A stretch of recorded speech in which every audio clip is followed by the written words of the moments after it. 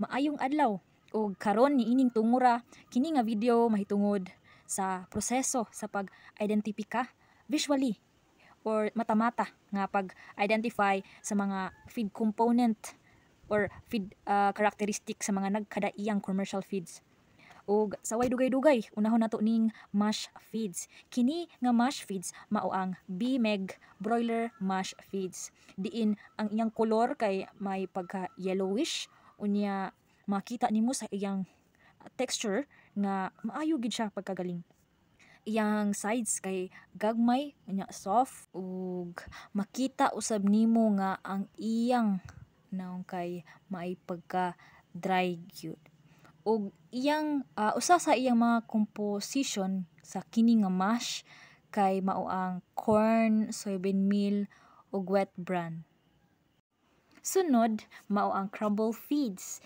Kini nga crumble feeds ang mao ang Unico Sarimanok Chick Starter Crumble.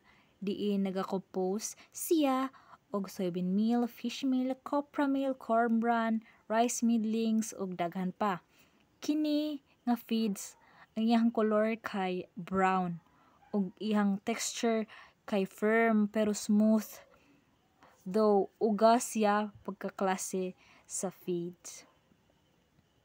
Makita nimo sa iyang appearance nga uga jud siya, and then mas dagko siya sa mash feeds. Ang ikatulo nga feeds mao ang pellet feeds. Kini nga pellet feeds mao ang Unifeeds Nutri-Grow pellet. Kini nga pelleted feeds, iyang color kay light brown, makita nimo siya nga asip di gid siya dark, di ba?